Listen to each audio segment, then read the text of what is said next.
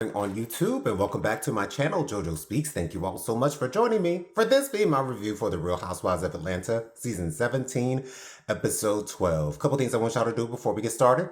Be sure to subscribe to my channel. Press that big white subscribe button. It is free and easy to do. Takes less than a second to mash that thing, so go ahead and mash it for it, brother.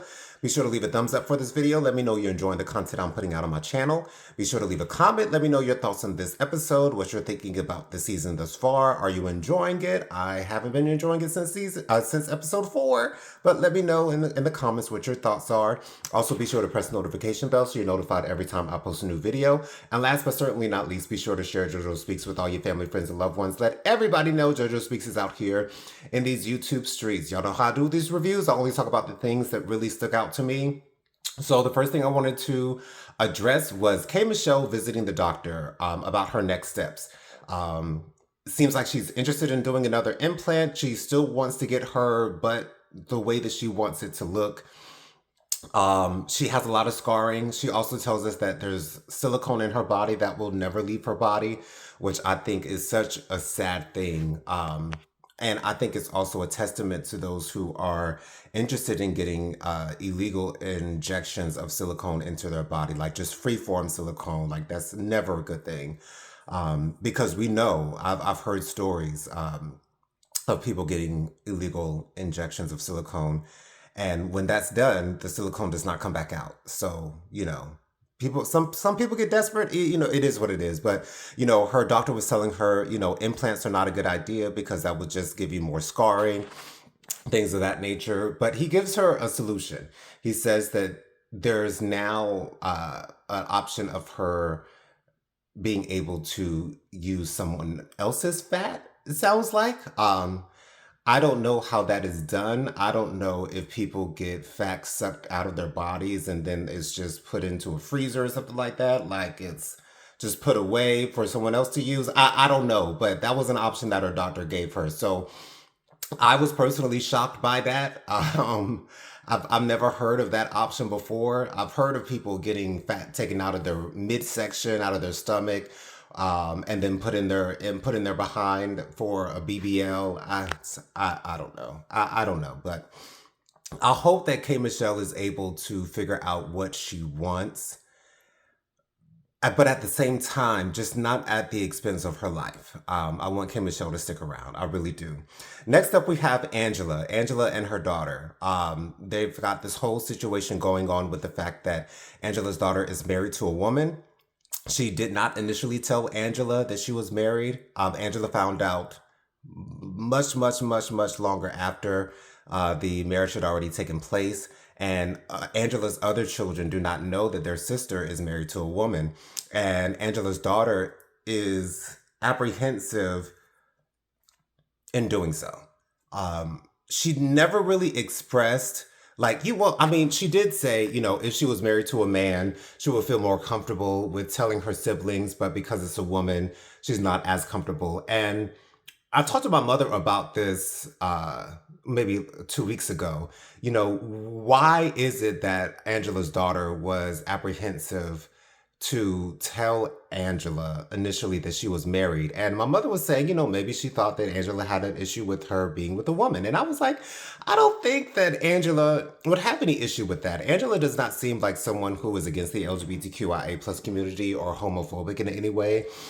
However, now that I've seen more episodes, it seems as though that might have been the case. And I'm thinking like, why else? Because, I didn't come out until I was, I think, 18 or 19 years old. Of course, I knew that my parents knew that I was gay, but it was just me confirming that I was gay and I was going to live a gay lifestyle. That's what kept me from coming out. So I have a feeling that, maybe Angela's daughter thought that Angela might have had one of the only reasons why she would not have told her mother is because she thought that she would have had a negative reaction to it. I don't know if it's a negative reaction to her getting married just in general or a negative reaction to her getting married to a woman. I don't know. I want to believe that Angela would be accepting. She seems accepting now. It seems like she doesn't have any issue with it right now.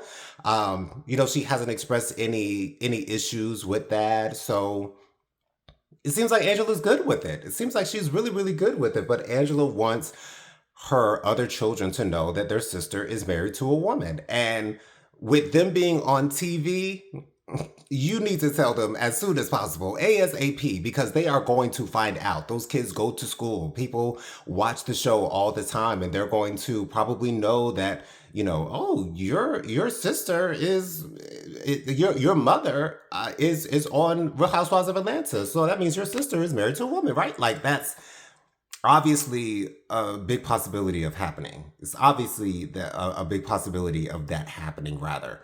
So I'm glad that Angela is using a therapist to help them with their journey of, coming out and things of that nature. I'm glad that they're just still together. Angela's daughter was saying that Angela was impossible to talk to, which I do understand. Angela may not have been available emotionally in those moments. So it is what it is, but I appreciate this storyline because it is so real. It is so real, and I love that Angela is opening up like this on this season. We then also have Portia and Drew having a hair collaboration. Now, if you don't remember last year, the first episode, there were some issues between Portia and Drew concerning Portia's hairline and things of that nature. I keep hearing about Portia's hairline, but I don't know if people are actually using it. Apparently, it's a pretty good business because it's still been going on. It's been going on for some years now. So I guess shout out to Portia for her business ventures. But, Portia wants to do a collaboration with Drew. And it's so interesting that they were on such opposite sides last season. But now on the new season, they seem to be real buddy buddy. They've been buddy buddy all season long. So I hope that it works out for them. I have a feeling that something might go wrong somewhere along the line with us being on a reality show. Drama is going to ensue at some point. And so we just got to be ready for it. But shout out to Drew and Portia for putting their differences aside for them both to make some money at the end of the day. Last but not least, we'll get to the Bailey Bowl that is dedicated to Angela's mother. So they're going to have a basketball game. Each girl is going to have a team. I guess they're bringing on people to represent them on their teams. Angela ends up winning the tournament, which is very interesting. That she was the one running it alongside Cynthia, and she ends up winning. But she's got connections with people from the NBA. A couple of girls were saying that there were probably some NBA players who were playing on her team. So of course Angela's going to have the upper hand. And then after the game is over, Angela and Shamia get into it yet again, and this argument is getting old to me. I still don't understand why they are arguing. I still don't understand why they're at each other's throats. But Angela's saying, well, you're still saying that you've seen my husband out there and things of that nature, and you're still alleging that my husband is cheating on me, all this good stuff. And Angela comes back at Shamia, and Angela's got the reads for the season. Like Angela's had the best reads all season long, and Shamia can't hang, at least not in my opinion. But again, like I still don't understand why they're still going on. I still don't understand why they're still going back and forth. It's ridiculous to me. But the girls are heading to, I believe, Sweden for the next episode. Since Portia and Phaedra were on Traders, they want to take the ladies out and give them that experience. So that should be interesting to see. Be sure to join me every Thursday night at 8 p.m. for my live Hot Topics and Social Commentary show. I go live every Thursday night at 8 p.m. with my sister Prophetic Fire Reiki, as well as our friend Bianca Edwards. We always have a great time talking about the latest happenings and goings on in the world. So join us every Thursday night at 8 p.m. I love you guys for watching, and I'll see you on the next video. Peace out.